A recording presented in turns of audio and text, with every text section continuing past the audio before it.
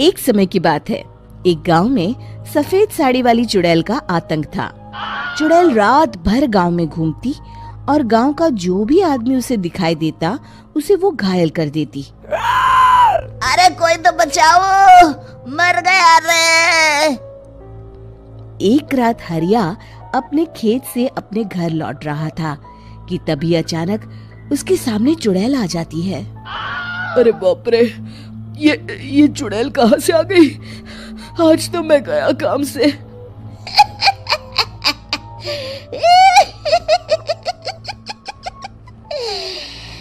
आज मुझे मेरा शिकार मिल गया। अरे चुड़ैल दीदी, मुझे छोड़ दो। जैसे ही चुड़ैल हरिया की तरफ बढ़ती है, हरिया वहाँ से भाग जाता है और अपने घर के दरवाजे पे पहुँचता है। अरे भगवान, जल्दी से दरवाजा खोलो, मेरे पीछे चुड़ैल पड़ी है। हरिया की पत्नी जल्दी से दरवाजा खोल देती है। अरे आप इतना हाफ क्यों रहे हैं? अरे मेरे पीछे चुड़ैल पड़ी है, आज तो मैं बाल बाल बच गया। जल्दी से सभी दरवाजे और सभी खिड़कियों को बंद करके बत्ती बुझा दो। तभी चुड़ैल हरिया के घर के पास पहुंच जाती है। अरे वो आदमी कहाँ गायब हो गया? मैं भी देखती हूँ आखिर कब तक बचेगा। मैं अपने शिकार को इतनी आसानी से नहीं छोड़ती। इतना कहकर चुड़ैल वहां से चली जाती है। वहीं दूसरी तरफ हरिया और उसकी पत्नी दोनों अपने घर की खिड़की से ये सब देख रहे होते हैं। अरे बाप रे, ये तो बड़ी डरावनी चुड़ैल थी। अगले दिन ये बात आग की तरह पूरे गांव में फैल जाती है और धीरे धीरे लोग चुड़ैल के डर के मारे शाम होते ही अपने घरों से बाहर निकलना बंद कर देते हैं। कुछ दिनों के बाद भाई, मैंने तो इस चुड़ैल के डर के मारे रात को अपने खेतों को पानी देना बंद कर दिया है। कहीं मेरी फसल सूख गई तो मैं तो कहीं का नहीं रहूंगा। साहूकार का कर्जा कैसे चुकाऊंगा? अरे भाई, पूरे गांव वालों का यही हाल है। पता नहीं ये चुड़ैल हमारे गांव में कहां से आ गई। फिर एक दिन गांव के पास वाली नदी के किनारे एक बहुत बड़े तांत्रिक के आने की बात कुछ गांव वालों को पता चलती है। वो लोग जाके ये बात गांव के मुखिया को बताते हैं। मुखिया जी, नदी के किनारे एक बहुत ही पहुंचे हुए तांत्रिक बाबा आए हैं। हमें उनसे मदद मांगनी चाहिए। मैंने सुना है वो बड़े बड़े भूतों और चुड़ैलों को अपने वश में कर लेते हैं। मुखिया जी सभी गांव वालों को लेकर उस तांत्रिक के पास पहुंच जाते हैं। ओम फट स्वाहा, ओम फट स्वाहा। तभी तांत्रिक अपनी बंद आंखों को खोलकर कहता है, क्या बात है? तुम सब लोग यहाँ क्यों आए हो? मुखिया जी उस तांत्रिक को सारी बात बता देते हैं। अच्छा, तो ये बात है। और तांत्रिक अपनी आंखों को बंद कर लेता है। मैं देख रहा हूँ तुम्हारे पूर्वजों ने बहुत पाप किए थे, जिससे ये गांव अब श्रापित हो चुका है। उसी के फल स्वरूप तुम्हारे गांव में चुड़ैल आई है। ये चुड़ैल बहुत खतरनाक है, ये किसी को नहीं छोड़ेगी। हे भगवान, मर गए रे, अब क्या होगा? तभी गांव के मुखिया जी कहते हैं, बाबा, इस चुड़ैल से हम सबको बचा लीजिए। कोई तो उपाय होगा। इसका सिर्फ एक ही उपाय है। सभी गांव वालों को बारी बारी हर दिन अपनी आधी फसल उस पहाड़ी के ऊपर बनी काली गुफा में छोड़ के आनी होगी।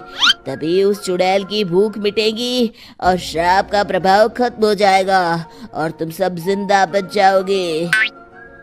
सभी गांव वाले उस तांत्रिक की बात को मान लेते हैं और वहां से चले जाते हैं। फिर अगले दिन से रोज उस गांव के लोग बारी बारी से अपनी आधी फसल उस काली गुफा के पास जाकर रखाते। कुछ दिनों बाद हरिया की बारी आती है। बाप रे, आज तो मेरी बारी है उस काली गुफा में जाने की। क्या करूं? वो तो बड़ी खतरनाक चुड़ैल है। मेरे तो हाथ पैर कांप रहे हैं। फिर हरिया डरते डरते अनाज की बोरियां अपनी बैलगाड़ी में लाद देता है। तभी हरिया की पत्नी उससे कहती है, देखो जी, संभल के जाना और किसी भी हालत में शाम होने से पहले वापस आ जाना।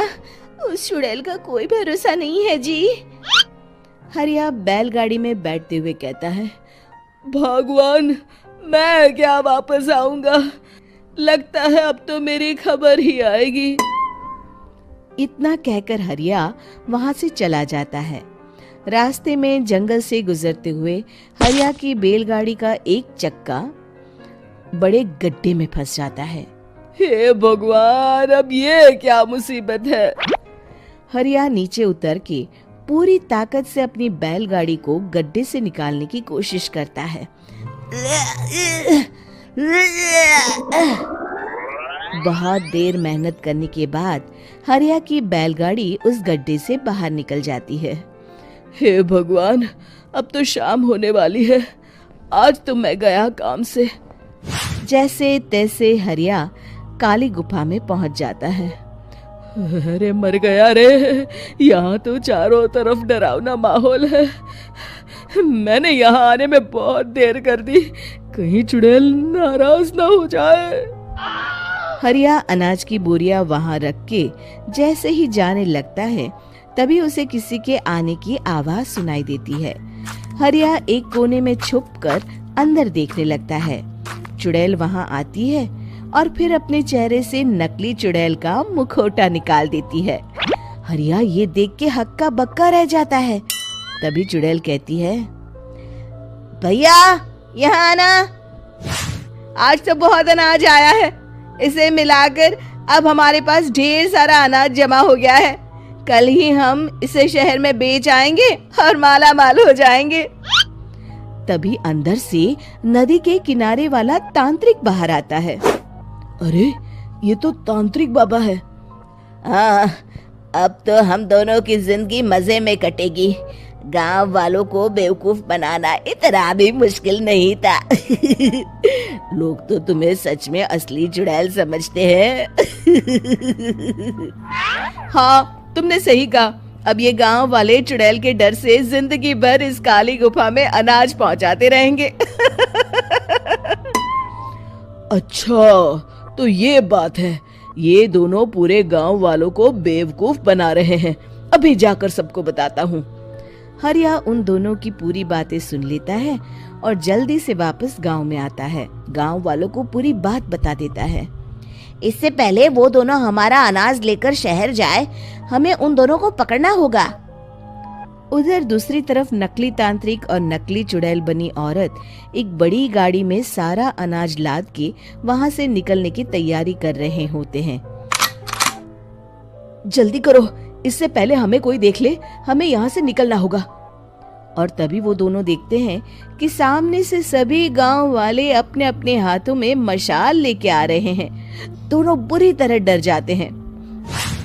रुक जाओ, तुम दोनों का भांडा फूट चुका है। अरे मर गए रे, ये गांव वाले कहाँ से आ गए? तुमने क्या सोचा इतनी आसानी से यहाँ से निकल जाओगे? ये अनाज हमने अपने खून पसीने से दिन रात खेतों में मेहनत करके उगाया है। दोनों मुखिया जी के पैरों में गिर जाते हैं। हमें माफ कर दीजिए, हम दोनों एक नंबर के कामचोर हैं। बिना मेहनत किए पैसे कमाना चाहते थे। हाँ हाँ, अब हम आगे से मेहनत मजदूरी करके पैसे कमाएंगे। हमें कुछ मत करना, हमें छोड़ दीजिए। इतना कह के दोनों गांव छोड़ के भाग जाते हैं और सभी गांव वाले फिर से खुशी खुशी रहने लगते हैं।